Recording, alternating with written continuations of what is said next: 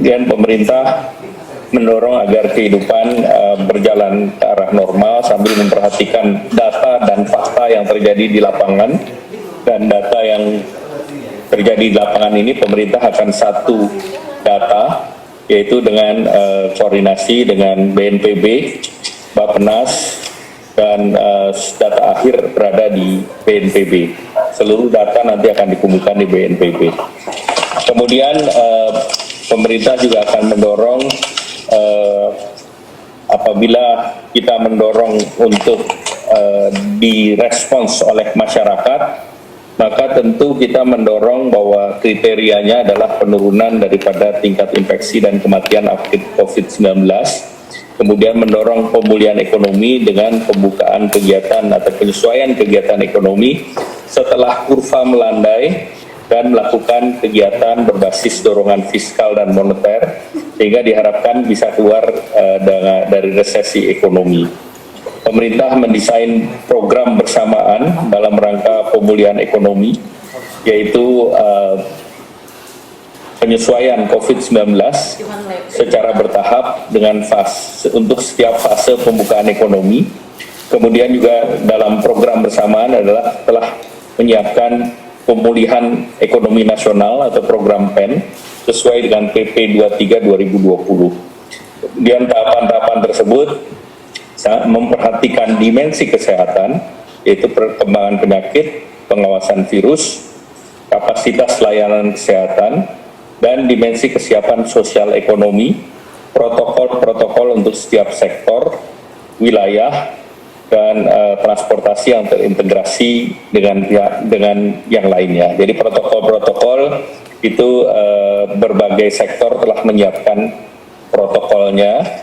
Di antaranya tentu ada persyaratan yang kita sebut sebagai syarat perlu, di mana syarat perlu itu melihat dari perkembangan COVID, kemudian pengawasan terhadap virus, kemudian kapasitas pelayanan kesehatan, persiapan dunia usaha, kemudian respons daripada publik. Kemudian ada protokol baru yang terkait dengan kebersihan tangan, sabun, menggunakan masker, menerapkan physical distancing, isolasi mandiri, pengecekan suhu, dan selanjutnya. Dan tentu dari kesiapan sosial ekonomi, pemerintah melihat kesiapan daripada masing-masing daerah. Tentu data-data RT, R0 itu diperhatikan.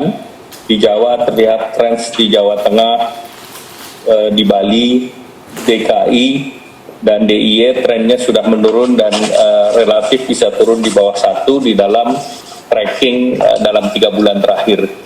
Untuk Sumatera seperti Aceh, Sumatera Barat, Bangka Belitung, Kepulauan Riau, dan Riau juga angkanya sudah di bawah 1 dan trennya terus menurun.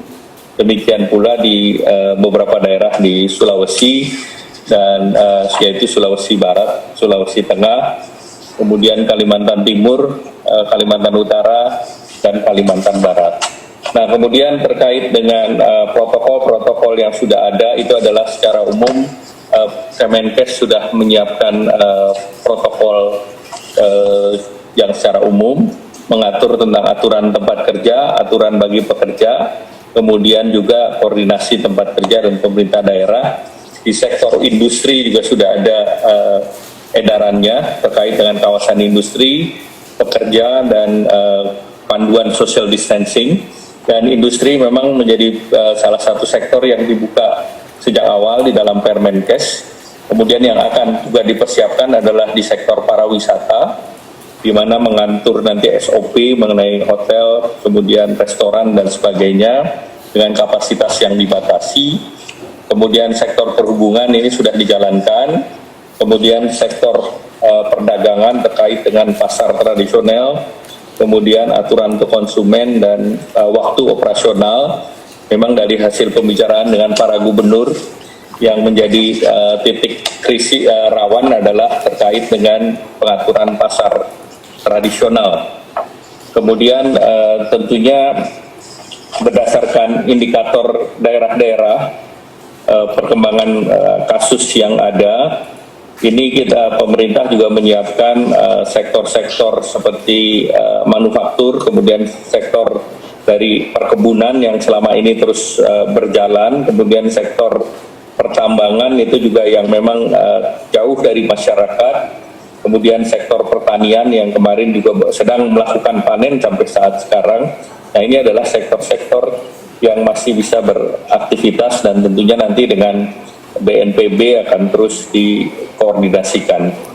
Kemudian berdasarkan hasil indikator kesehatan dan protokol, berdasarkan data dari BNPB nanti disampaikan oleh Ketua Gugus Tugas, ini ada 110 daerah kabupaten kota yang memang belum pernah terdampak COVID-19 dan tentunya daerah ini yang masuk di dalam daerah hijau dan tentunya ini bisa dipersiapkan untuk kegiatan yang normal baru.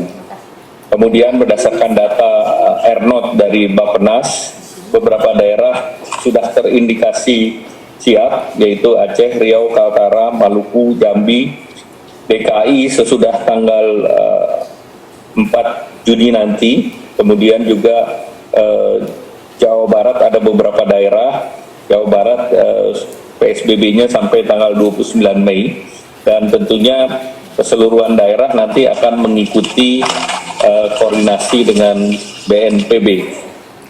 Kemudian untuk daerah yang belum terinfeksi ini tentu perlu dipersiapkan juga tentang fasilitas kesehatannya dan tentu diharapkan bisa dilakukan simulasi yang waktunya nanti akan ditentukan bersama antara pemerintah daerah dan BNPB.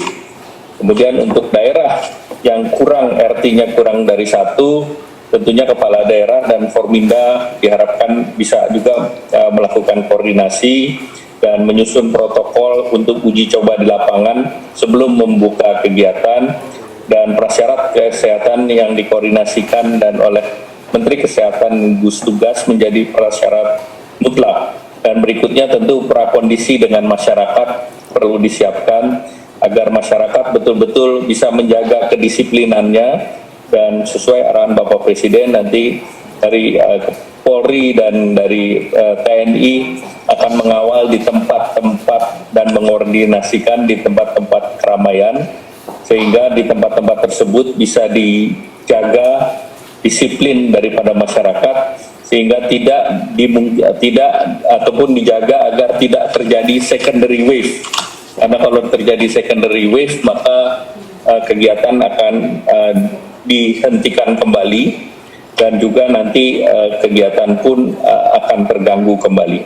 Oleh karena itu, sosialisasi, edukasi, monitoring dan penegakan hukum yang secara tegas itu akan menjadi prasyarat utama yang akan diterapkan oleh pemerintah, dan pemerintah selalu mengkoordinasikan data-data yang sifatnya dinamis ini sesuai dengan situasi dan keadaan di daerah masing-masing. Demikian, terima kasih. Assalamualaikum warahmatullahi wabarakatuh. Selanjutnya mungkin Menteri Bappenas bisa melanjutkan.